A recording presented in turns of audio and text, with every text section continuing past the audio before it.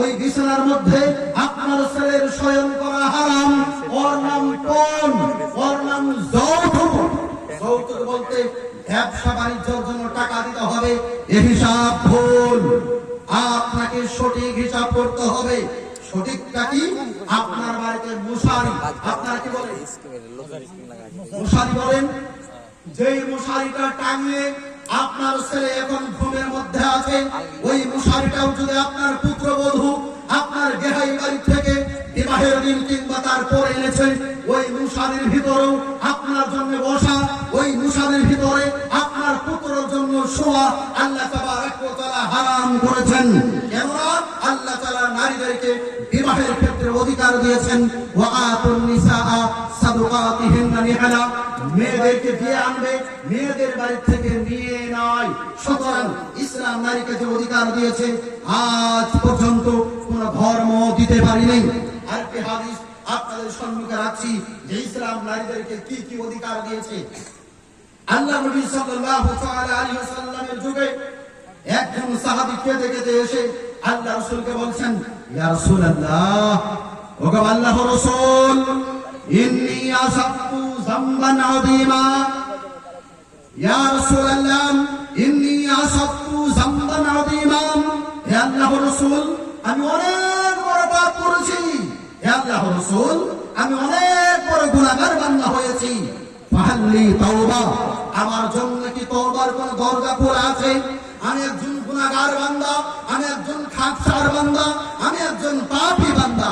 ইন্নী আসাবতু যামবান আযীমা, আল্লাহর রাসূল, আমি অনেক বড় গুনাহের কাজ করেছি। হে আল্লাহর রাসূল, আমার জন্য কি তওবার কোন দরজা আল্লাহ তাআলা খুলে রেখে দিয়েছেন?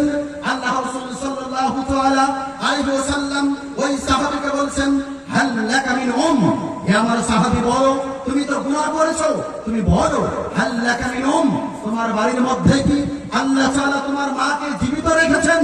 তোমার মা কি জীবিত আছেন? উনি বলছেন, নাম ইয়া রাসূলুল্লাহ, আল্লাহ তাবারক ওয়া তাআলা রাসূল, আমার মা এখন পর্যন্ত জীবিত আছেন। আল্লাহ রাসূল সাল্লাল্লাহু তাআলা আলাইহি ওয়াসাল্লাম বললেন, ফাবিরহা, যাও তুমি তোমার মায়ের সঙ্গে সৎ আচরণ করো, আল্লাহ তাআলা তোমার বড় গুনাহকে আল্লাহ রাব্বুল আলামিন ক্ষমা করে দিবেন। সুবহানাল্লাহ। উক্ত হাদিসের মধ্যে আল্লাহ রাব্বুল আলামিন পিতার কথা বলেননি, আল্লাহ তাআলা নারী রূপে মায়ের কথা বলেছেন।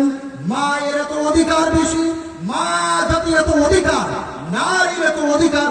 আল্লাহ রাসূল বলেছেন, আল জান্নাতু তাহতা আকদামিল উম্মাহাত, আল্লাহ রাব্বুল আলামিন জান্নাতকে মায়ের পায়ের নিচে রেখে দিয়েছেন। যেই মা এখন উঠতে পারে না, যেই মা বসতে পারে না, যেই মা খেতে পারে না, আল্লাহ তাবারক ওয়া তাআলা রাসূল বলেছেন, ওই মায়ের সঙ্গে সৎ আচরণ করো, ওই মায়ের সঙ্গে ভালো ব্যবহার করো, ওই মায়ের সঙ্গে উত্তম ব্যবহার করো, আল্লাহ তাবারক ওয়া তাআলা এর বিনিময়ে তোমাদেরকে জান্নাত দান করবেন। উক্ত হাদিসের মধ্যে যেটা বোঝা যায় সেটা হলো আল্লাহ তাবারক ওয়া তাআলা নারীদের এত মান শান দিয়েছেন যে নারীর পায়ের নিচে, মায়ের পায়ের নিচে আল্লাহ রাব্বুল আলামিন সন্তানদের জন্য জান্নাত রেখেছেন। সুতরাং ইসলাম নারীদেরকে এমন করে করে থাকতে হবে। আল্লাহ রাব্বুল আলামিন মান শান এবং মর্যাদা দিয়েছেন। আমি এই মান শান নিয়ে আর কিছু বলছি না। এবার আমি আপনাদের সম্মুখে নারীদেরকে আল্লাহ তাবারক ওয়া তাআলা যেমন করে ইজ্জত দিয়েছেন, যেমন করে আল্লাহ তাআলা সম্মান দিয়েছেন, যেমন করে আল্লাহ তাআলা নারীদের অধিকার দিয়েছেন, ঠিক তদ্রূপ ভাবে আল্লাহ তাবারক ওয়া তাআলা নারীদের জন্য একটা বিধানকে ফরজ করেছেন, যেই বিধানের নাম হলো পর্দা, যেই বিধানের নাম হলো পর্দা, যেই বিধানের নাম হলো পর্দা। আল্লাহর কসম করে বলি যে আল্লাহ রাব্বুল আলামিন 5 ওয়াক্ত সালাত ফরজ করেছেন, যে আল্লাহ তাআলা যেই নবীর উপর 5 ওয়াক্ত সালাত ফরজ করেছেন, যে আল্লাহ তাআলা যেই কোরআনের মধ্যে 5 ওয়াক্ত সালাত ফরজ করেছেন, ওই আল্লাহ তাআলা ওই নবীর উপরেই ওই পবিত্র কোরআনের মধ্যেই আল্লাহ তাবারক ওয়া তাআলা পর্দাকে ফরজ করেছেন। সুতরাং পর্দা থেকে বেরিয়ে যাওয়ার কোনো পথ এবং কোনো রাস্তা নেই। সর্বকালেই সর্বাবস্থাতেই একজন মেয়েকে পর্দাতে থাকতে হবে, থাকতেই হবে। এটা আল্লাহ তাবারক ওয়া তাআলা ওদের জন্য এই বিধানকে ফরজ করেছেন। একটা কথা আপনাদেরকে বলি, যার দাম যত বেশি, যেই বস্তুর দাম যত বেশি, সেটাকে লুকিয়ে রাখা হয় তত বেশি। উদাহরণে আপনাকে বোঝাই, সোনা, সোনার দাম অনেকটা বেশি, এই জন্য সোনাকে লুকিয়ে লুকিয়ে রাখতে হয় ঘরের মধ্যে, শোকেসের মধ্যে, সম্মুখের মধ্যে তালা দিয়ে ওটাকে রাখা হয়।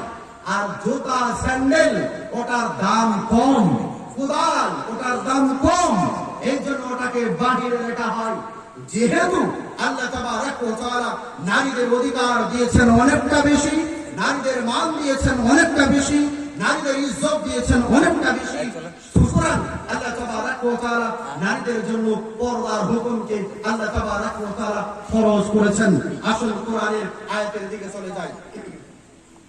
মহান আল্লাহকে যদি জিজ্ঞাসা করা হয়, ওগো আমাদের প্রতিপালক, আমরা এ কথা বুঝে গেলাম, আমাদের ডাউটটা ক্লিয়ার হয়ে গেল, এই জমিনের উপরে আল্লাহ রাব্বুল আলামিন নারীদেরকে অনেক অধিকার দিয়েছেন, নারীদেরকে অনেক মান দিয়েছেন। ওগো আমাদের প্রতিপালক, আমরা আপনার নিকটে জেনে নিতে চাই, নারীদের ব্যাপারে আপনি কি পর্দার বিধান দিয়েছেন? নারীদেরকে কোথায় থাকতে হবে? নারীদের থাকার জায়গা কোথায় হবে? স্কুলে, কলেজে, ইউনিভার্সিটিতে, মার্কেটে, শপিং মলে একজন নারী সাবালিকা হওয়ার পর কোন জায়গাতে থাকবে? আল্লাহ তাআলা ডেকে ডেকে বলেন, হে আমার বান্দারা, আমি আল্লাহকে জিজ্ঞাসা করেছো, এই পৃথিবীর মধ্যে আমি আল্লাহ তাআলা নারীদের জন্য পর্দার কি হক দিয়েছি? পর্দা